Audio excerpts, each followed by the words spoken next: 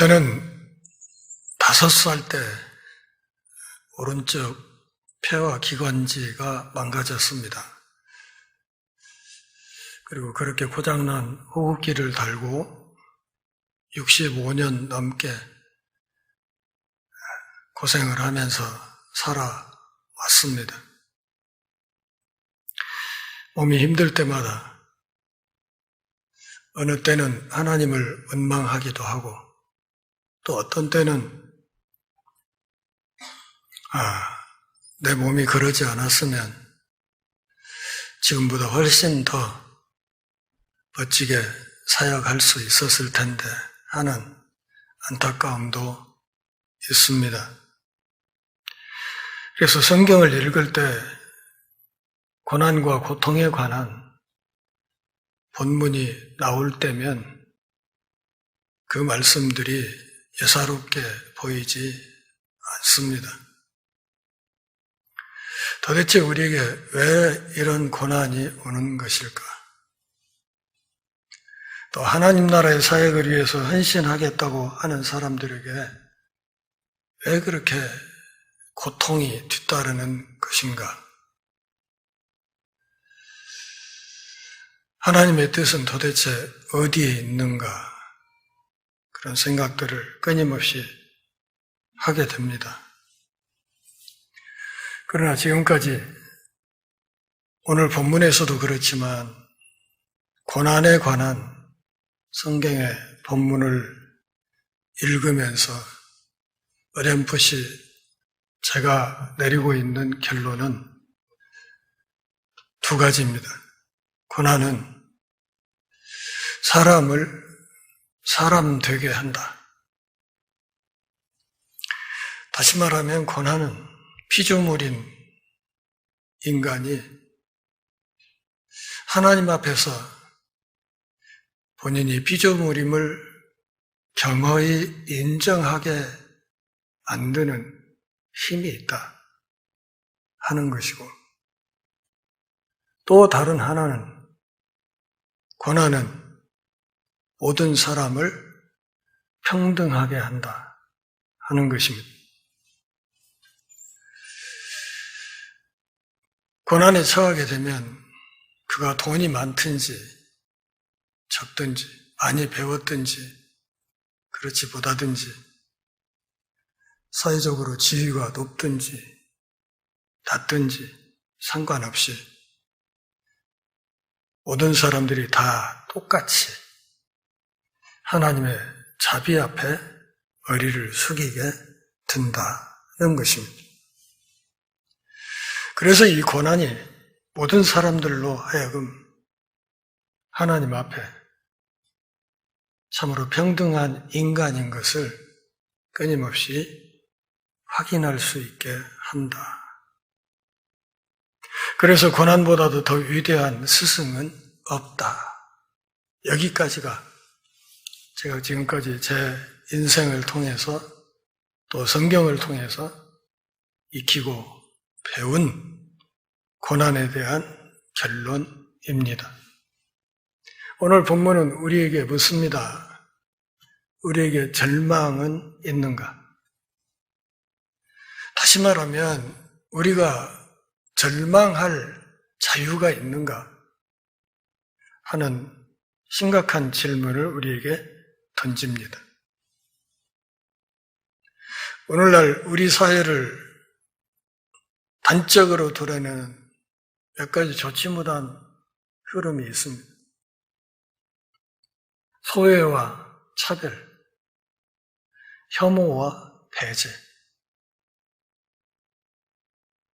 그러나 기독교 정신은 소외나 차별, 혐오와 배제와는 정반대편에 있는 환대와 사랑, 그리고 정의와 생명을 추구합니다. 하나님 나라의 가장 중요한 가치가 환대와 사랑, 그리고 생명과 정의입니다. 이것에서 벗어나는 것은 그 어떤 논리를 들이대더라도, 그 어떤 수사를 동원한다 하더라도, 아무리 그럴듯하게 말을 매끄럽게 한다 하더라도 그것은 인간이 추구할 궁극적인 가치는 되지 못합니다. 오늘 우리가 다룰 마태복음 9장 18절부터 26절까지 이 말씀, 회당장에 12살 먹은 딸이 죽었고 그 소녀를 예수님이 손잡아 일으켜 살려내는 이야기, 그리고 그 중간에 12년 동안을 혈루증으로 유출병으로 고생하던 한 여인이 군중 속에서 예수님의 옷에 손을 대므로 그가 질병에서 구원을 받은 이야기입니다. 마가복음 5장에 이 말씀의 병행 구절이 들어가 있습니다. 다만 마가복음 5장과 오늘 본문 마태복음 9장 이 말씀은 약간의 차이가 있습니다. 마가복음 5장에서는 이 회당장의 딸이 아직 죽지 않은 상태에서 아비가 예수님을 찾아왔고 또 그 아버지의 부탁을 듣고 예수님이 이 사람의 집으로 가는 도중에 12년 혈루증을 앓던 여인과의 대화를 하면서 약간 시간이 지체되고 그로 인해서 그 지체된 그 발걸음 때문에 이 회당장의 딸이 죽은 것으로 되어 있습니다. 그런데 오늘 마태복음 9장의 말씀은 그것이 아니라 회당장의 딸이 이미 죽은 뒤에 아비가 예수님을 찾아와서 예수님께 딸을 살려달라고 요청하는 이야기로 약간 이야기가 달라져 있습니다. 18절을 같이 보실까요? 예수께서 이 말씀을 하실 때에 한 관리가 와서 절하며 이르되 내 딸이 방금 죽었사오나 오셔서 그 몸에 손을 얹어 주소서. 그러면 살아나겠나이다. 조금 전에 내 딸이 죽었습니다. 오셔서 안수해 주시면 제 딸이 살아날 것입니다.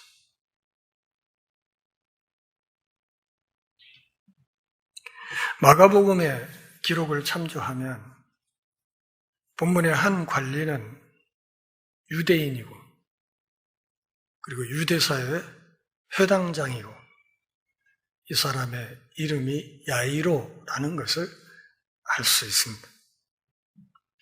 당시에 회당장이라고 하면 오늘날의 시장 정도가 되겠습니다. 그러니까 전주시장이 전주에 있는 어느 개척교회 목사에게 찾아가서 엎드려 절하면서 오셔서 죽은 내 딸에게 안수해 주세요. 그러면 살아날 것입니다. 하는 이야기와 사실은 흐름이 비슷한 겁니다. 일어날 수 없는 일이 일어난 것이죠. 사회적으로 지체 높은 한 사람이 30대 초반에 나사렛 예수에게 쫓아가서 당신이 죽은 내 딸을 살려낼 수 있다고, 그러니 오셔서 안수해 주시라고 이렇게 말하는 것이 당시 사회적인 통념이나 기준으로 볼 때 이게 쉽지 않은 일이었다는 것을 알 수 있습니다. 그는 예수님이 자기 죽은 딸을 살려내는 이적을 베풀 것으로 기대했습니다. 사회 지도층 인사의 이 지극한 겸손, 30대 초반에 나사렛 예수를 찾아와서 그 앞에 엎드려서 그를 경배하면서 거듭거듭 간청합니다. 제발 오셔서 내 딸에게 안수해 주십시오. 그러면 내 딸이 살아날 것입니다. 이 회당장의 지극히 겸손한 이 태도에서 그의 절박한 마음을 읽을 수 있습니다. 12살 먹은 딸, 생각해 보십시오. 출생 후에 12년 동안을 온갖 정성을 다 기울여서 12살이면 이제 클 만큼 큰 참으로 귀한 딸이 한순간에 죽었습니다. 자식은 죽으면 가슴에 묻는다고 하지 않습니까? 누가복음 8장 42절 말씀을 보면 그의 딸은 나이가 12살이었고 그리고 이 딸은 외동딸이었다는 것을 알 수 있습니다. 방금 죽었다 이렇게 말하는 것은 이 회당장이 예수님을 찾아와서 만나는 그 사이에 사망했다는 뜻이 되겠습니다. 눈에 넣어도 아프지 않은 딸의 죽음과 그 죽은 딸을 나사렛 예수는 살려낼 수 있다는 예수님의 능력에 대한 신뢰, 그것이 있어서 회당장의 그 지체 높은 신분을 던져버리고 나사렛 예수 앞에 와서 엎드린 것입니다. 오셔서 죽은 내 딸에게 안수해 주십시오. 그러면 살아날 수 있습니다. 인생을 살다 보면 너무 늦은 때가 있지 않습니까? 12살 먹은 내 딸이 죽어버렸다. 너무 늦었지 않습니까? 그럼에도 그는 부활에 대한 소망을 놓지 않고 예수님을 찾아왔습니다. 사회의 유력한 지도층 인사가 자신의 체면 이런 것 헌신짝처럼 던져버리고 나사렛 예수 앞에 찾아온 것입니다. 19절을 보면 예수님이 일어나서 따라가셨다. 그동안까지는 앉아서 가르치셨다는 뜻이죠. 그의 이 요청을 듣고 예수님이 일어나서 따라가십니다. 제자들도 예수님의 뒤를 따라 나섰습니다. 이것도 우리가 성경을 읽을 때 그냥 그랬나 보네 이렇게 생각하지만 한 사람이 와서 내 딸이 죽었는데 오셔서 안수해서 살려주십시오. 그래 갈게 이렇게 따라 나서 일어나는 것이 이게 상식적으로 간단한 일은 아니지요. 그렇지 않습니까? 상식적으로 얘기를 한다면 그러지 않겠어요? 이 사람아 정신 나간 죽은 사람을 내가 어떻게 살려? 죽었으면 끝난 것이지. 당신 정신이 어떻게 된 거 아니야? 이게 상식적인 반응 아니냐 그러면. 그럼에도 예수님은 즉시 그의 요청을 따라 일어나서 따라 나섰고 제자들 또한 그 뒤를 따라갔습니다. 그렇게 해서 이 회당장의 집으로 향해 가는 도중에 20절부터 22절까지 한 가지 사건이 끼어들게 됩니다. 20절부터 22절 같이 읽어볼까요? 12해 동안이나 혈루증으로 앓는 여자가 예수의 뒤로 와서 그 옷가를 만지니 이는 제 마음에 그 겉옷만 만져도 구원을 받겠다 함이라. 예수께서 돌이켜 그를 보시며 이르시되 딸아 안심하라 내 너를 구원하였다 하시니 여자가 그 즉시 구원을 받으니라. 언젠가 아침에 세수하다가 코피가 터진 적이 있습니다. 그날따라 지혈이 잘 안 돼. 한참 지혈이 됐나 싶어서 빼내보면 도로 주르륵 쏟아져. 다시 틀어 막아놓고 또 한참 지난 뒤에 또 빼보면 또 쏟아지고. 그렇게 해서 한나절 이상을 이 지혈이 안 돼서 고생했던 적이 있습니다. 얼마? 한나절 동안. 본문에 등장하는 이 여인은 얼마? 12년 동안. 월경을 하는데 피가 쏟아지는데 이게 멈추질 않는 12년 동안 연속 하혈을 하는 거예요.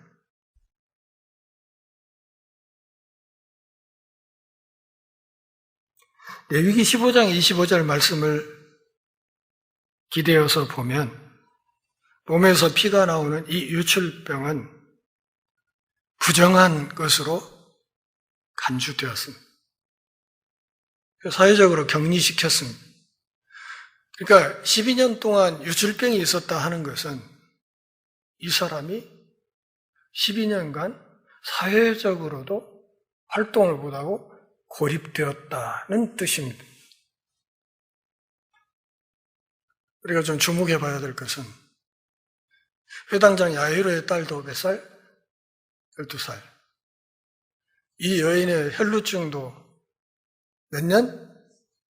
12년. 이 과정에서 몸이 약해지고 그 과정에서 사회적으로 고립된 삶을 12년 넘게 살아오면서 여인의 자존감이 많이 떨어졌다는 사실을 알 수 있습니다. 어디서 그걸 알 수 있습니까? 떳떳하게 나오지 못하고 군중 속에 살짝 섞여가지고 그렇게 해서 예수님이 뒤로 와서 그분의 옷깃에 살짝 몰래 손을 대는 그런 행위에서 그것을 확인할 수 있습니다. 예수님이 자기를 율법을 따라서 부정한 여자라고 혼내고 내칠까 봐서 그리고 예수님이 노골적으로 부정타지 않게 하려고 그분의 몸보다는 그분이 입고 있는 옷의 가장자리에 있는 옷슬 쪽에 군중 속에 숨어서 살짝 손을 댔다는 것입니다. 공공장소에 나타나기를 꺼려하는 여자였다는 것이죠. 병행구제인 마가복음 5장 26절을 보면 많은 의원에게 괴로움을 받았고 있던 것도 다 허비하였으되 아무 효험이 없고 도리어 병이 더 중하여졌다고 이야기했습니다. 갖고 있는 재산을 치료비로 다 탕진해버렸습니다. 그런데도 이 피가 멎지를 않습니다. 음식을 먹는 쪽쪽 피로 다 쏟아버리기 때문에 몸이 어떻게 되겠습니까? 그 세월이 한나절이 아니라 12년간이나 지속되는 그런 세월. 낫고 싶은 마음이 없겠습니까? 사람인데. 그래서 용하다는 의원은 다 찾아갔어요. 그런데 돈만 나갔지 몸은 회복되지 않습니다. 여인의 빈곤은 더욱더 악화되었을 것입니다. 그래서 결국 마지막으로 희망을 걸은 것이 들려오는 예수님에 관한 소문. 그가 귀신도 쫓아내고 많은 병자들을 고친다더라 하는 소문. 그래서 21절에서 뭐라고? 그 마음속으로 생각하기를 내가 이 양반 옷가에 손만 대도 나을 것이다. 이렇게 생각을 했던 거예요. 여인의 이 생각은 상당히 마술적인 측면이 있습니다. 예수님의 옷에 무슨 마치 마술적인 능력이 있는 것처럼 생각하는 그런 초보 믿음이죠. 양반 옷에 손만 대도 내가 나을 수 있을 것이다. 또 다른 한편으로 여인의 이 태도는 어떤 점에서는 상당히 이기적인 것입니다. 왜냐하면 율법을 따라서 이 부정한 여인이 예수님과 접촉하게 되면 예수님이 부정타게 되는 것이죠. 나사렛 예수를 부정한 인간으로 만들어버리는 것이죠. 그러니까 어느 정도는 미신적인 생각, 또 어느 정도는 이기적인 생각을 가지고 군중 속에 섞여서 예수님 등 뒤로 돌아가서 그분의 옷깃을 살짝 만졌습니다. 예수님 혼냈습니까? 22절 말씀을 보면 따라 안심하라. 네 믿음이 너를 구원하였다. 따라 안심하라 무슨 뜻이에요? 이 여인이 쫄아 있었다 그런 뜻이에요. 그냥 가슴이 두근두근 조마조마해서 네, 그러지 마라. 마음 편히 가져라. 너의 믿음이 너를 구원해.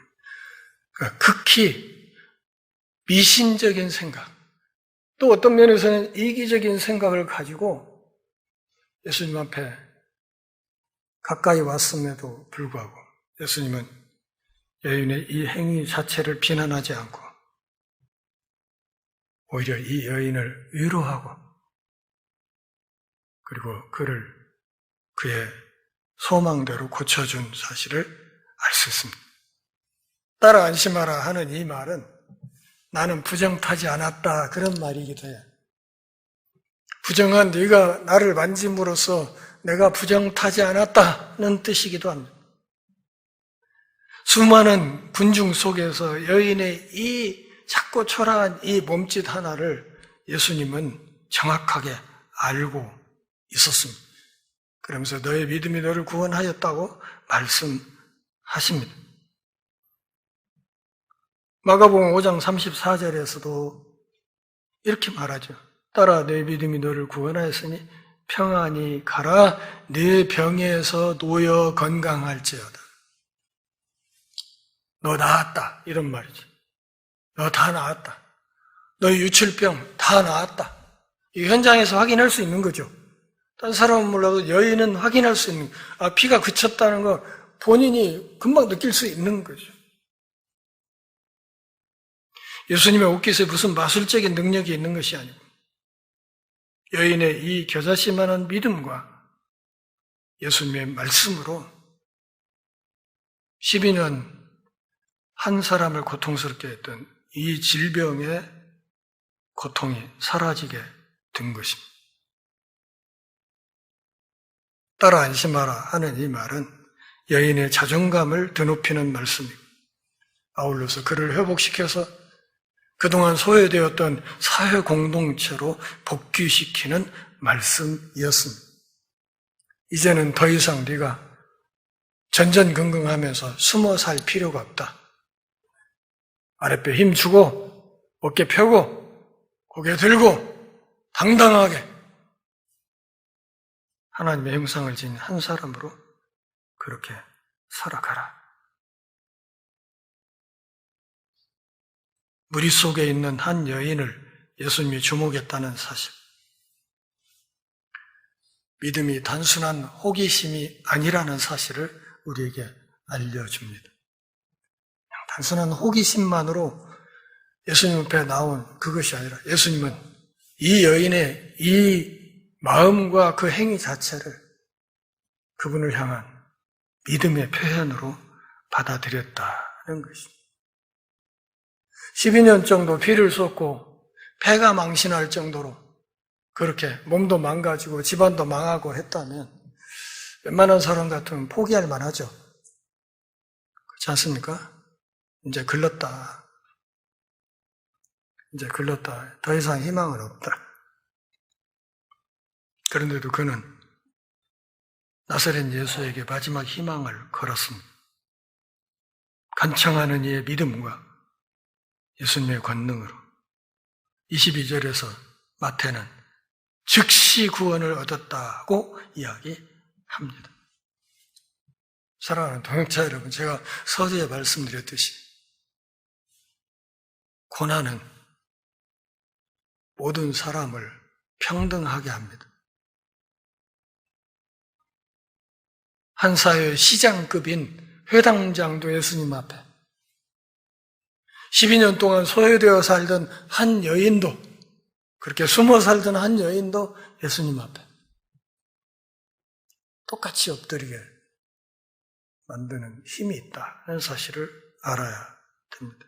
그런가 하면 모든 사람들이 다 포기해버린 때도 있습니다. 23절 같이 볼까요?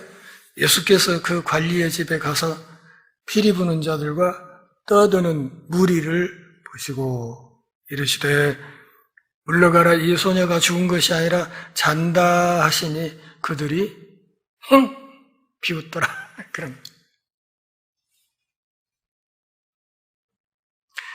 마가복음 5장 38절 말씀에서도 같은 이야기.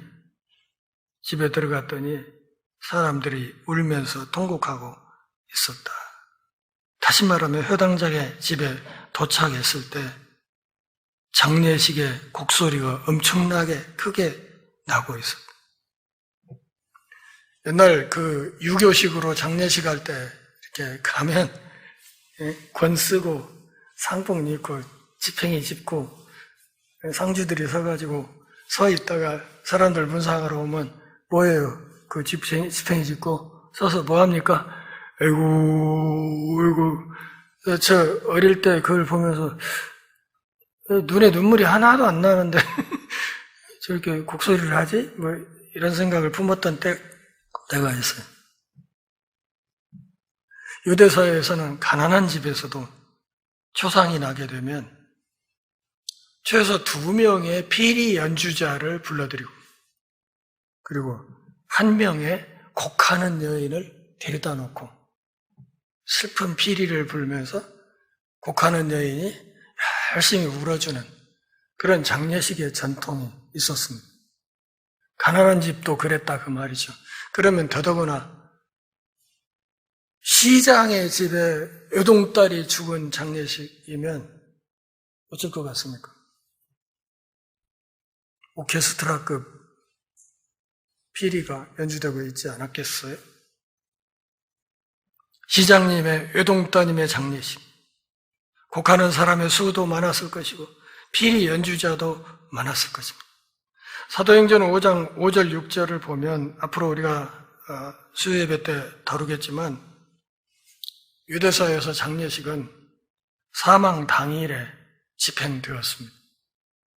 요즘처럼 냉동시설이 없던 시절에 그 아열대 기후에서 놓아두면 시신이 금세 부패해버리기 때문에 죽으면 당일에 내다가 이렇게 장례식을 치르는 게 그런 관행이었단 말이에요.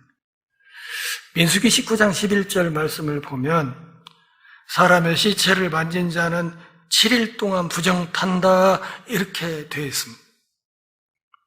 따라서 시체를 집에 두는 것은 부정탈 위험이 있기 때문에 당일 바로 처리하는 것이 유대인들의 관습이었습니다. 그래서 예수님이 가서 사람들에게 이렇게 말해요. 이 소녀가 죽은 거 아니고 잔다.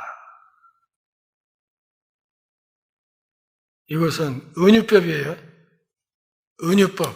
직설법이 아니고 은유법이에요. 그래서 어떤 정신나간 신학자는 예수님의 이 말씀이 이 소녀가 기절한 것이라고 그렇게 주석하는 사람도 있습니다. 근데 그렇지 않아요. 예수님의 이 잔다 하는 말은 죽음에 대한 은유예요.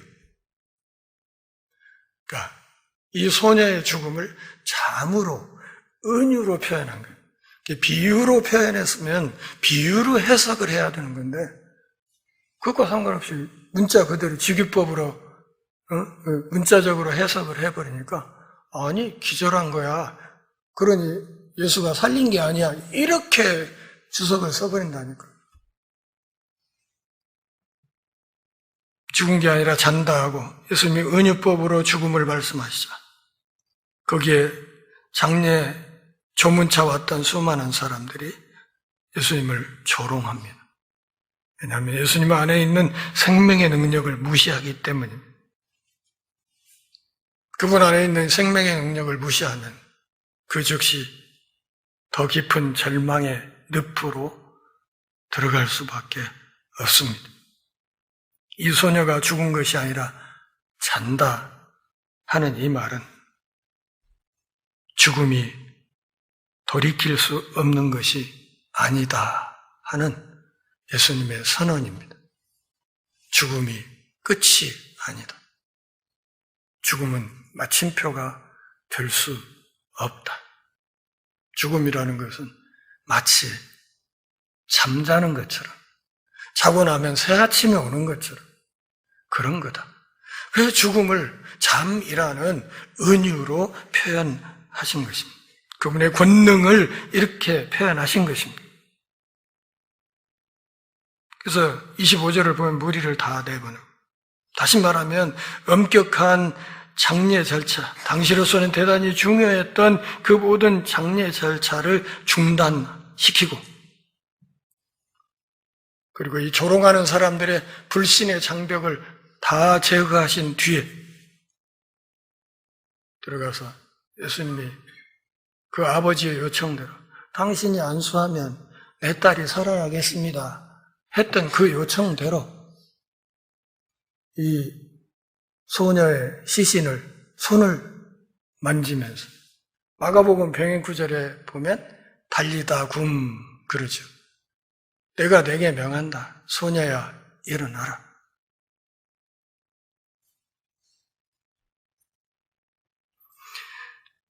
히브리서 3장 19절에서 저희가 믿지 아니함으로 능히 들어가지 못한다 하는 표현은 예수님의 이 능력을 믿지 않고 불신하고 조롱하는 이 흐름을 제거해야만 영적인 복을 누릴 수 있습니다. 마태복음 5장의 병행 구절을 보면 이 이적을 행한 이 현장에 5명의 증인이 있었다는 것을 알 수 있습니다. 베드로와 야고보, 요한, 그리고 회당장 야이로 부부 이렇게 5명이 이 이적을 신이 목격했다고 말하는 것이죠. 마태복음 11장 3절부터 5절까지 보면 세례 요한이 메시아의 표적을 확인하고 싶어 했습니다. 그러자 예수님은 당신이 행하는 이 이적들이 메시아의 표적이라고 이야기를 했습니다. 마가복음 5장 41절 말씀을 보면 달리다 굼 소녀야 내가 네게 말하노니 일어나라 이렇게 말씀하시면서 이 시체의 손을 붙잡자 죽었던 회당장의 외동딸이 자리에서 일어났습니다.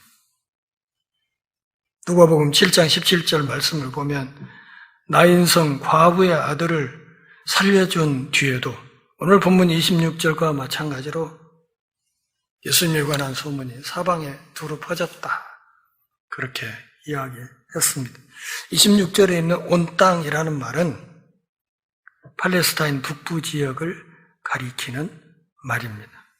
사랑하는 동역자 여러분, 회당장 야이로나 헬루증 여인이나 모두 다 믿음으로 예수님 앞에 나왔습니다. 이렇게 믿음으로 예수님 앞에 나온 사람들이 있었던가 하면 또 다른 한쪽에는 죽음 앞에서 절망하면서 애도하는 이들, 또 예수님의 말씀을 또 그분의 권능을 하염없이 조롱하는 사람들이 있었습니다. 마태가 오늘 우리에게 가르쳐 주려고 하는 것은 다른 것이 아니라 부정탄 여인이 접촉함으로써 부정탄 사람이 행한 이적을 우리에게 보여주려는 것입니다. 실제로 예수님이 부정 탔다는 게 아니라 당시 사회적 통념으로 볼 때 부정 탔다고 여겨지는 나사렛 예수가 행한 이적을 우리에게 보여주는 거예요. 다시 말하면 예수님은 부정한 것들에 손을 댐으로 당신이 부정해지는 것이 아니라 그분은 부정한 것에 손을 대어서 그것을 깨끗하고 거룩하게 할 수 있는 능력이 있는 분이라는 것을 드러내고자 한 것입니다.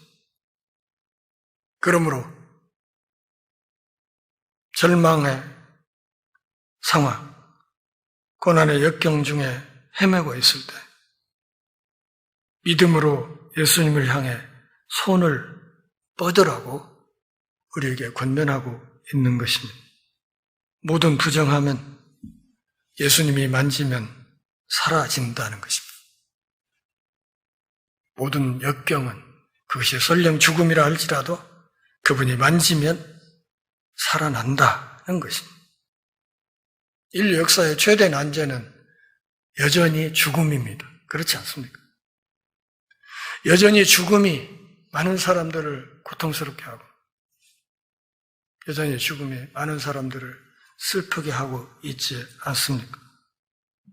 사랑하는 동역자 여러분, 오늘 말씀 안에서 예수님의 이런 모습, 예수님의 이런 능력을 말씀 안에서 배웠다면 소외와 차별과 혐오와 배제가 아니라 환대와 사랑과 정의와 생명을 추구하는 신실한 하늘 백성들이 다 될 수 있어야 할 것입니다. 그리스도의 몸인 교회, 또 예수 믿는 사람들이 꺼리고 피하고 선을 긋고 따돌리고 해야 될 것들은 전혀 없다는 사실을 기억할 수 있기를 바랍니다. 그가 누구이든 슬픔에 잠겨있고 고통스러워하는 이들 곁에 다가가서 우리 모두가 친히 예수님의 손이 되고 예수님의 품이 되어서 그들을 사랑으로 생명으로 품는, 그래서 이 땅의 정의와 생명을 넘치도록 하는 복된 일에 헌신하는 귀한 일꾼들이 다 될 수 있기를 바랍니다. 기도하겠습니다. 하나님 아버지, 오늘도 우리가 함께 모여 주의 말씀을 들으며 하나님 앞에 엎드리는 복 주셔서 고맙습니다. 예수님을 닮게 하옵소서. 예수님의 마음을 품게 하시고 우리가 만나는 모든 사람들 앞에 예수님의 손길이 되게 하옵소서. 예수님의 이름으로 기도합니다.